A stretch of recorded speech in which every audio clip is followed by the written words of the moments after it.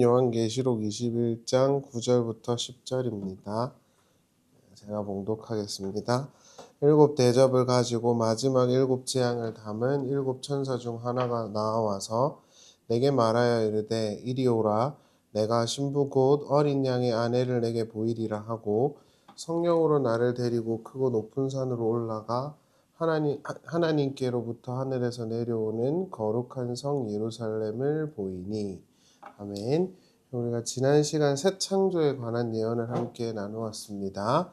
새 창조는 하나님 아버지의 약속의 성취라는 점에서 이해가 되어야 된다라는 것이 지난주에 우리가 나눈 내용이었고요. 오늘은 요한계시록 21장 9절부터 나오는 어린 양의 신부에 대해서 함께 나누도록 하겠습니다. 앞서 읽었지만 21장 9절을 보시면 이런 말씀이 나오죠. 일곱 대접을 가지고 마지막 일곱 재앙을 담은 일곱 천사 중 하나가 나와서 내게 말하여 이르되 이리 오라. 내가 신부 곧 어린 양의 아내를 내게 보이리라 하고 성령으로 나를 데리고 크고 높은 산으로 올라가. 이렇게 나옵니다. 근데 이 구절은 요한계시록 17장 1절에서 나왔던 것과 거의 똑같아요. 요한계시록 17장 1절에 보시면 또 일곱 대접을 가진 일곱 천사 중 하나가 와서 내게 말하여 이르되 이리로 오라. 많은 물 위에 앉은 큰 음녀가 받을 심판을 내게 보이리라. 땅의 임금들도 그와 더불어 음행하였고 땅에 사는 자들도 그 음행의 포도주에 취하였다 하고 곧 성령으로 나를 데리고 광야로 가니라. 이렇게 나오거든요. 그런데 이게 요한계시록 21장 9절과 17장 1절을 이렇게 비교해 보면 사실 똑같다라고 볼 수가 있어요. 표현들이 굉장히 많이 중첩되죠. 요한계시록 17장 1절은 세상을 은유하는 음녀 바벨론을, 21장 9절은 성도들을 은유하는 어린 양 예수 그리스도에 대한 이야기가 등장을 하고 있는 거예요. 둘 다 보석으로 꾸며져 있다. 환상의 목격자인 요한이 성령에 의해서 이끌리게 된다. 그리고 그 내용을 봤다 하는 것도 상당히 유사하죠. 그래서 세상과 성도들을 비교하고 있는 구도를 띠고 있다. 이렇게 볼 수가 있습니다. 그러나 결과는 다른 것이죠. 음녀 바벨론은 멸망으로 향하게 되겠지만 어린 양의 신부인 교회 공동체는 하나님과 함께 영생을 누리는 존재가 될 것이다 라는 비교를 하고 있는 거예요. 그래서 음녀 바벨론, 세상은 멸망하겠지만 어린 양의 신부 예수 그리스도를 믿는 예수 공동체는 하나님과 영생을 누릴 것이다 라는 것이 이렇게 극명하게 비교가 되고 있다. 이렇게 볼 수 있을 겁니다. 요한은 그 옛날 선견자 에스겔처럼 하나님의 영에 이끌려서 크고 높은 산으로 올라갔고 거기서 새 예루살렘 성을 봅니다. 크고 높은 산은 당연히 시온산을 은유하는 것임이 틀림이 없겠죠. 하나님의 갱신된 공동체가 예루살렘에 자리 잡고 있는 걸 보게 된 겁니다. 어린 양의 신부인 교회에게 이것은 한 가지 분명한 확신과 위로를 전달하는데 그것은 그들이 그 길 끝에서 마주하게 될 건 하나님과 영원히 함께 영생을 사는 것이라는 점이에요. 세상은 결국 멸망하겠지만 하나님의 준비된 백성, 어린 양의 신부인 교회는 하나님과 함께하여 영생을 누리게 될 것이다 라는 확신을 전달한다는 것입니다. 지금 교회 공동체가 마주한 현실이 녹록하지 않고 믿음을 간직하는 것이 쉽지 않겠지만 최종적으로 그들은 어린 양의 신부가 되어서 새로운 이스라엘로 드러나게 될 것이다 라는 확신을 전달하고 있는 것이죠. 그래서 요한계시록은 무서운 책이 아니라 신자들에게는 위로와 확신의 책이 되는 겁니다. 요한계시록 21장 11절을 보시면 이런 말씀이 있어요. 하나님의 영광이 있어 그 성의 빛이 지극히 귀한 보석 같고 벽옥과 수정같이 맑더라. 이렇게 나오거든요. 하나님의 영광이 그곳에 있었다. 여기서 그곳은 어린 양의 신부인 교회를 말하는 거예요. 교회에 하나님의 영광이 있었다라고 표현을 하고 있는 것인데 이건 역시 이사야의 예언을 그대로 성취한 겁니다. 이사야 58장 8절과 60장 1절에서 나오는 내용을 그대로 인유한 것이거든요. 그런데 이사야 60장 1절을 보면 우리가 이제 찬송으로도 굉장히 많이 부르는 그 표현이 나와요. 60장 1절을 보시면 일어나라 빛을 발하라 이는 내 빛이 이르렀고 여호와의 영광이 내 위에 임하였음이라 이렇게 나오거든요. 우리가 흔히 부르는 그 일어나라 빛을 발하라 그 구절이에요. 그래서 이사야는 맨 마지막에 하나님의 영광이 있는 새 예루살렘, 새 이스라엘이 반드시 올 거고 거기에 하나님의 영광이 있을 것이다 라고 말을 했는데 요한계시록 21장 11절에 보면 하나님의 그 영광이 여기도 있다 이렇게 표현이 된 것이니까 결국 구약에서 말했던 새 예루살렘, 새 이스라엘은 어린 양의 신부인 교회를 말하는 것이었다라고 확증되고 있는 거예요. 요한의 환상은 선견자들을 통해서 보여주셨던 모든 예언의 완성은 예수를 믿는 예수 공동체 안에서 완성되었다라는 것을 확신으로 전달하고 있어요. 그래서 우리가 하나님의 영광이 지금 있는 공동체고 존재들이다라는 확신을 주는 것이죠. 특별히 이 요한의 환상, 이것은요 에스겔서 40장을 그대로 인유하고 있는 거예요. 그래서 요한계시록을 잘 이해하려면 구약 성경을 잘 알아야 하거든요. 그런데 여기 보시면 오늘 읽었던 본문을 보시면 그 뒤로 쭉 보면 하나님의 성이 벽옥과 같고 보석이고 뭐 진주 같고 이런 이야기들이 나오는데 그것은 사실 거기가 뭐 황금으로 덮여 있는 곳이니까 우리도 거기 가서 부자로 살 거다 이런 내용이 전혀 아니에요.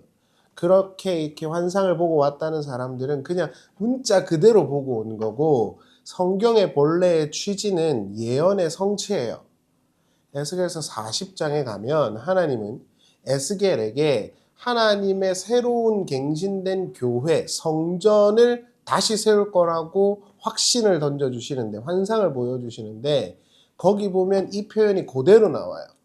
에스겔서 40장 12절을 보시면 크고 높은 성곽이 있고 12문이 있는데 문에 12천사가 있고 그 문 위에 이름을 썼으니 이스라엘 자손의 12지파의 이름이라. 오늘 읽었던 요한계시록 21장의 내용이 그대로 나옵니다.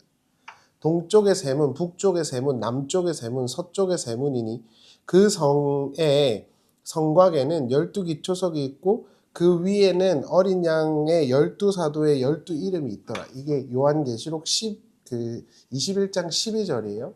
근데 에스겔서 48장 31절에 보면 이 표현이 그대로 나오는데 그 성읍의 문들은 이스라엘 지파의 이름을 따를 것인데 북쪽으로는 문이 셋이라 하나는 르우벤이요 하나는 유다 문이요 하나는 레위 문이며 동쪽 너비는 4,500척이니 또한 문이 셋이라 하는 요셉 문이요 하나는 베냐민 문이요 하나는 단 문이며 남쪽의 너비는 4,500 문이니 이렇게 하면서 쭉 나와요. 그리고 맨 끝에 에스겔서 48장 끝인데 그 성읍의 이름을 여호와 삼마라 하리라. 삼마는 하나님이 거기 계신다는 뜻이거든요.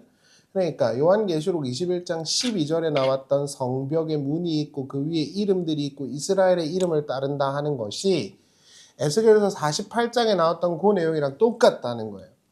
그러니까 결국에 이것은 하나님께서 에스겔에게 말씀하셨던 그 예언이 여기서 이루어진 거야 라는 것을 독자들에게 던져주고 있는 거예요. 그 예언의 중심에는 누가 있냐? 어린 양과 이스라엘이 있는 거예요. 그럼 이스라엘은 누구냐? 결국 예수를 그리스도로 믿는 예수 공동체인 거예요. 우리가 결국 하나님이 그 옛날부터 예언하셨던 예루살렘, 이스라엘이라는 걸 확신으로 주고 있는 거예요. 너네가 하나님의 영광이 있는 하나님의 집이고 하나님의 백성이다라는 거예요. 많은 사람들이 1948년도에 유대인들이 돌아가서 이스라엘을 세운 것을 새로운 이스라엘에 세워진 것으로 보지만 신약 성경은 일관되게 새 이스라엘은 아브라함의 육체적 혈통이라고 말하지 않아요. 새 이스라엘은 주님의 가르침과 사도들의 가르침을 받고 예수 그리스도를 주님으로 고백하고 있는 교회 공동체예요. 거기 안에는 유대인도 있고 헬라인도 있고 한국인도 있고 모든 사람들이 다 있어요. 여자도 있고 남자도 있고 종도 있고 주인도 있고 다 있어요. 아래에 어떤 내용과 자격으로도 그걸 막지 못해요. 예수 그리스도를 고백하는 모든 믿음의 공동체가 결국 하나님이 예언하셨던 새 예루살렘, 새 이스라엘이었음을 신약 성경은 일관되게 고백하거든요. 그 내용이 여기서도 그대로 나오는 거예요. 21장 14절에 보시면 그 성의 성곽에는 12기초석이 있고 그 위에는 어린 양의 12사도의 12이름이 있더라. 그러니까 이런 표현들이 왜 있겠냐는 거죠. 처음 이 환상에서 문들은 모두 이스라엘의 이름을 따르고 있다고 했지만 그 끝에 보면 12사도의 이름이 있다라고 말을 해요. 이는 갱신된 이스라엘이 결국 구약에 있었던 그 이스라엘에 국한된 게 아니라 예수와 사도의 가르침을 따르고 있는 자들도 함께 포괄하고 있다는 걸 분명히 선언하는 거예요. 조금 더 요약하면 너네가 내 백성, 내 영광이 있는 내 백성 이스라엘이라니까 라는 확신을 던져주는 거예요. 비록 아브라함과 피 한 방울 안 섞여서도 하나님의 그 뜻과 영광이 있겠다라고 약속하셨던 그 새 이스라엘이 결국 사도의 가르침과 예수 그리스도를 주님으로 고백하는 자들이었다는 걸 확신으로 전달하고 있는 것이죠. 그래서 내가 교회고 내가 하나님의 백성이었구나라는 확신, 그리고 그 내가 결국 하나님과 영원히 살게 될 것이구나, 새롭게 갱신된 그 이스라엘, 그 새 성전이 나였구나라는 확신을 던져주는 거예요. 그러니까 지치고 힘들고 어렵더라도 하나님의 그 영광과 약속을 믿고 자기의 아이덴티티를 확실히 갖고 살라는 것이죠. 새해가 되었습니다. 많은 이들이 힘들어했지만 더 무서운 건 앞으로 더 나아질 개연성이 보이지 않는다는 것이죠. 본래 인간은 미래보다 현재보다는 과거를 미화하는 습성이 있다고 논문을 발표한 걸 봤어요. 미래를 항상 비관적으로 보고 현재를 그나마 더 낮게 보고 그 다음에 과거를 아름다웠다고 생각을 한다는 것이죠. 그래서 미래에 대한 뉴스들을 보면 절대 낙관적이지가 않죠. 그래서 우울해지고 힘듭니다. 그러나 우리가 한 가지 분명히 알아야 하는 것이 있는데, 그건 신실하신 하나님께서 어린 양의 신부로 예수 공동체를 선택하셨다는 것이고, 그렇게 하나님의 영광과 하나님의 약속이 있는 새 이스라엘이 바로 우리라는 거예요. 그래서 우리의 내일과 미래가, 올해가 어떻게 될지 우리는 알지 못하지만 우리의 최종적인 그림은 우리가 확신할 수 있죠. 그것은 하나님의 성읍에서 하나님과 우리가 함께 있을 것이라는 거예요. 그것을 요한계시록에서 분명하게 전달하고 있다라는 것이죠. 그래서 오늘 힘들고 어렵겠지만 하나님 아버지를 믿는 믿음을 갖고 잘 살아가라 라는 것이 성경의 선언입니다. 그러한 약속과 희망과 소망을 요한계시록 21장이 계속해서 전달하고 있다는 것을 한번 잘 생각해 보면 좋겠고, 요약을 하자면 요한계시록 21장 9절에서 나왔던 그 어린 양의 신부는 예수 그리스도를 믿는 예수 공동체를 말하고, 그들은 하나님께서 이사야와 에스겔에게 예언하셨던 새 예루살렘, 새 성전이 이루어진 그들인 거예요. 그 예언이 그 속에서 이루어진 거. 그리고 그걸 확장하면 예수를 믿고 사도의 가르침을 따르고 있는 우리가 결국 이사야와 에스겔에게 약속하셨던 하나님의 그 예언의 성취가 우리 안에 이루어지고 있다는 것으로 이렇게 논리적인 확장이 이루어지고 있다고 볼 수 있죠. 전술했지만 요한계시록 17장 1절과 3절에서 보면 이 음녀 바벨론 세상은 반드시 멸망합니다. 그 여자는. 그러나 어린 양의 신부인 그 여자는 하나님과 함께 올라가서 거룩한 예루살렘이 되고 하나님의 영광과 함께하는 하나님의 백성이 됩니다. 이러한 최종적 결말을 던져줌으로써 비록 오늘은 그렇게 보이지 않더라도 우리의 마침은 이럴 것이니까 그 오늘에 흔들리지 말고 그 마침을 생각하고 그 약속을 갖고 소망을 갖고 하루하루 잘 살아가라는 것이 성경의 취지라고 할 수 있겠습니다. 우리 모두 그 어린 양의 신부가, 그리고 그 신부의 자리를 끝까지 잘 붙잡을 수 있기를 바랍니다. 기도하겠습니다. 하나님 아버지, 이사야와 에스겔에게 예언했던 그 마지막 예루살렘과 이스라엘은 사실 아브라함의 피가 있는 이스라엘이 아니라 예수 그리스도를 주님으로 고백하며 예수 그리스도를 신실하게 주어진 자리에서 따라가는 자들을 향한 것이었음을 요한계시록은 말합니다. 하나님, 우리가 그 하나님께서 약속하셨던 새 예루살렘, 새 이스라엘이라는 것입니다. 그러한 당당함과 프라이드를 갖고 하루하루 잘 살아갈 수 있게 해주시기를 바랍니다. 오늘의 현실은, 오늘의 뉴스는 우리를 불안하게 하지만 요한계시록은 우리들에게 너희의 마침은 하나님의 영광이 있는 것이며 하나님과 함께 거하는 것이라는 것을 분명하게 전달합니다. 요한계시록을 통해서 이러한 소망과 확신을 갖고 하루하루 잘 살아갈 수 있도록 인도하여 주시옵소서. 예수님의 이름으로 기도합니다.